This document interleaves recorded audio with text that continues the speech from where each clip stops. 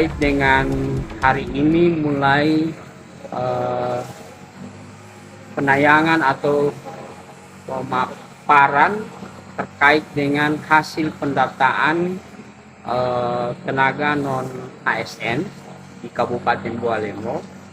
Itu kalau ditanyakan terkait dengan kronologisnya bagaimana, kami singkat saja untuk bicara tentang kronologisnya.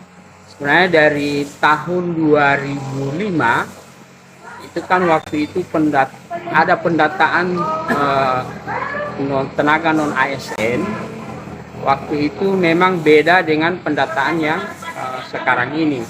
Kalau yang 2005 itu pendataannya begitu terdata semua, itu tenaga non ASN atau dulu dikenal dengan tenaga honorer daerah, itu mereka langsung dilakukan pengalihan.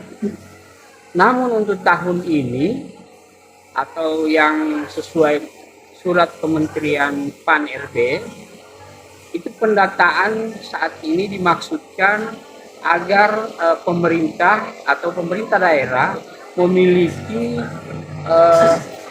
data tentang tenaga non ASN ini, yang selanjutnya barangkali ini akan ada satu kebijakan baru ke depan terkait dengan penanganan tenaga non ASN ini.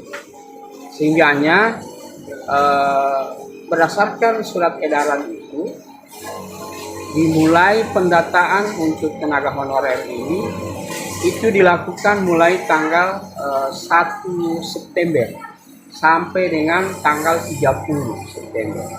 Itu pendataannya, dan alhamdulillah pada masa 1 bulan ini waktu pendataan itu terdata sejumlah ASN kurang lebih 2.200-an, 2.205 kalau tidak salah. Tapi nanti coba dilihat, bisa langsung kita sudah umumkan ini dalam artian sebagai uji publik, itu kita sudah umumkan. Nah, dari pendataan itu semua memang ada juga yang memang belum terdata, sehingga karena belum terdata maka masih ada waktu, diberikan kesempatan melalui surat edaran Menteri Pendayagunaan Aparatur Negara yang tertanggal 29 September, itu masih diberi waktu Pak untuk kembali pemerintah daerah melakukan validasi. Makanya diberi kesempatan mulai tanggal 3 Oktober, data yang kita sudah proses dari tanggal 1 sampai tanggal 30 September, itu kita inikan ke publik lagi. Nah, diharapkan dari uji publik ini ada yang merasa keberatan, ada yang merasa tidak terdaftar padahal dia layak untuk terdaftar, maka itu diberi hak dia untuk melakukan pendaftaran kembali dengan tentunya memperhatikan ketentuan-ketentuan sebagaimana yang memang sudah diatur. Nah, kesempatan untuk melakukan dia untuk menuntut atau melakukan untuk pendaftaran kembali itu diberi kesempatan mulai tanggal 3 sampai tanggal 8 Oktober. Jadi kurang lebih 5 hari.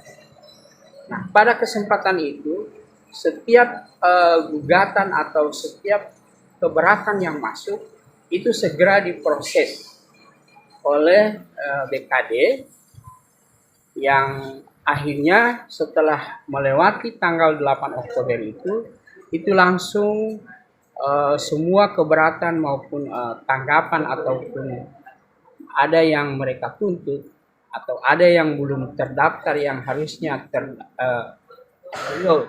terdata, itu kita akan proses batasnya sampai tanggal 28 Oktober.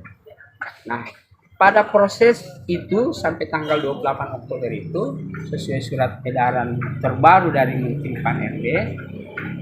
Setelah itu kemudian kita memang fiskan sudah benar-benar fix, sudah divalidasi dan semuanya, dan itu sudah benar-benar valid terkait dengan data ini, maka kemudian pemerintah daerah, dalam hal ini PPK, pejabat pembina kepegawaian atau kepala daerah, itu mengirimkan kembali data yang sudah divalidasi itu dan disertai dengan surat pernyataan tanggung jawab mutlak.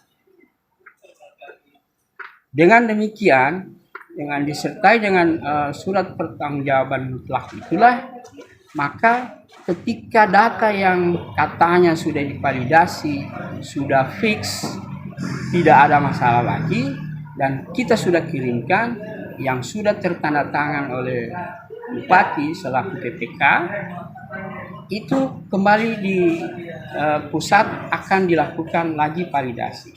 Nah, kalau ada hal-hal yang ternyata bahwa ini belum tervalidasi benar, maka yang paling bertanggung jawab adalah daerah itu sendiri. Bahkan kalau ini berujung pada proses hukum, maka ada proses-proses selanjutnya yang bermuara pada bisa saja menjadi satu pemberian sanksi dari pemerintah pusat ke daerah yang telah mengirimkan data tapi ternyata belum tervalidasi dengan bagus. Jadi tanggung jawab ini sepenuhnya sudah menjadi tanggung jawab daerah untuk menyampaikan data tentang tenaga non-ASN ini yang benar-benar valid. Benar-benar tidak ada lagi tuntutan, tidak ada lagi keberatan-keberatan. Makanya harusnya sebelumnya ini batas pendataan itu hanya sampai tanggal 30 September.